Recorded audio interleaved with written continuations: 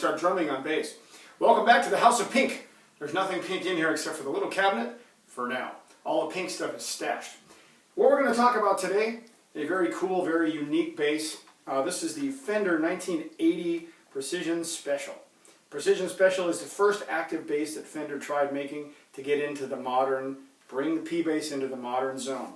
Alright, a couple things before we start jamming on it. A couple things to be aware of. Things that are different about these than most of the other Fender Ps. Number one, all the hardware is gold. Okay, and now in time it wears, so that means it turns brass, kind of like the bridge. This is a special bridge that was made just for these basses. It is a brass bridge, and this bass is pretty hefty. It's not like some of the other ones where I can balance it on a finger. This one takes a hand. 3 knobs. Okay, we'll talk more about that in just a second. A brass thumb rest. For you guys who play up here, you can rest on a piece of brass instead of plastic. Gold tuners and a string retainer that's not the normal circular deal. It's a little square thing that holds down the D and the G. A couple of other things here on the back. You'll see we have a nice gold, in this case, kind of aged. Aged is the key word, right? Neck plate, and of course, since this is an active bass, there's a 9-volt under this cute little cover right here. All right. Without further ado, we'll get into what this thing does. So again, 3 knobs and a little toggle switch down here by the jack. The little toggle switch is the active-passive switch. These work depending on which setting you have it on. So now I have it in passive, so we have volume up front, and we have your tone knob, which also is the treble knob for the preamp with a center détente. Okay, so right now it's sitting in the center, and this one, when it's in passive, is bypassed. This would be the bass knob. So this is not like a filtering system where you dial in frequencies. This is a setup where it has a frequency and it boosts or it drops. Okay? So here again.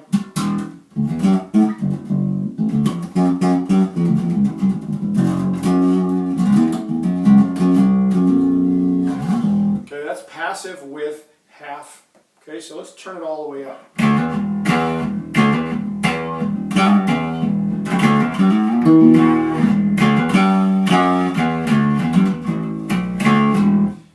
With the tone or treble in this case, yeah, all the way up. Take your pick. Basically, it's your passive setup right here.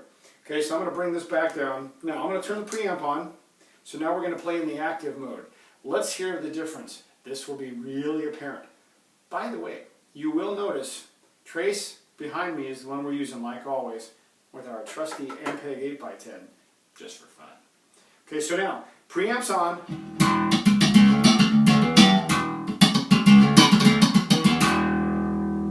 Totally different sound than passive now. These things are both set halfway.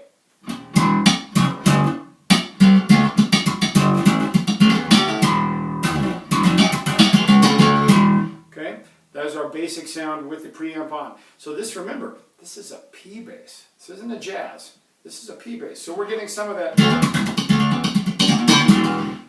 out of a P bass. I kind of like it. All right, so let's do some finagling here, okay? I'm going to drop or turn the treble all the way down.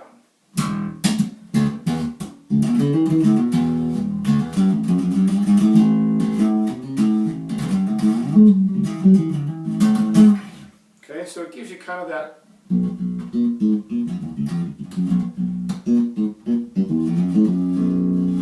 One thing about this preamp I've noticed just in tinkering with it, your finger sounds, whenever you stop the string, it brings that out. So if you're not into that little thing, this preamp pretty much has it dialed in. You're going to hear it no matter what. Okay, let's do something else here while we're at it, in the low. Let's just boost up the bass and see what it does.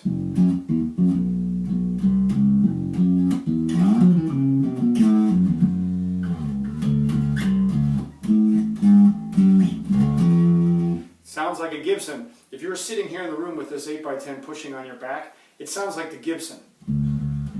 We'll play up here. So for you thumb rest guys and gals,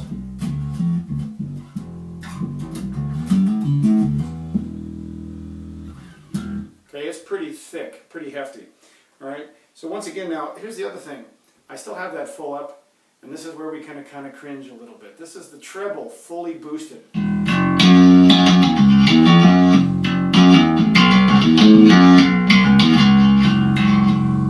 Okay, and I'm playing a little heavier than normal, so if I back off just a little bit,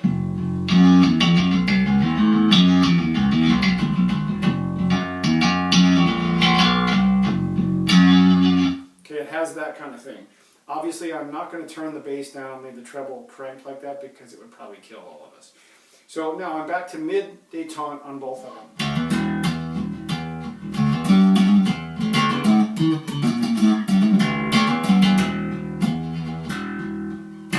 How does that song go? I have to think about this.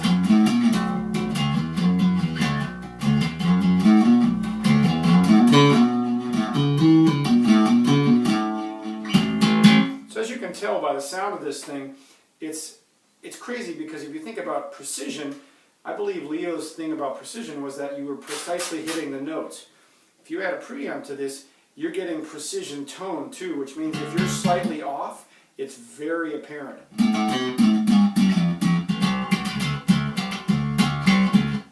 We're not doing Black Sabbath riffs either. So, alright, so basically what you have here is you have a hot P bass with the ability to boost the highs and the lows. They're pre-dialed in frequencies, so you can't go in and change it and shift it and get the 20 hertz or below, or the 3 hertz, if you know what that's all about. So we can't do that. But what you do have is you have some fairly useful tones, you have some basic sounds that are workable, and if you're into the active thing and you do a lot of slap, it's really good for that, as you can tell.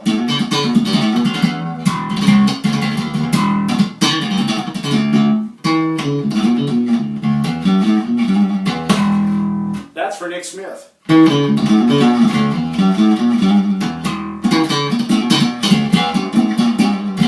Little Mr. Pink for you.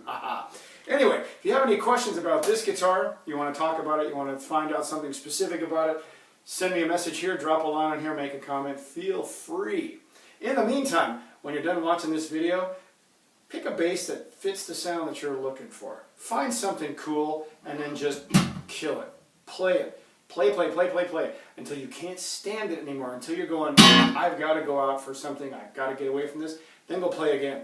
That's the way. So until next time, rock on, party on, play bass. Till then.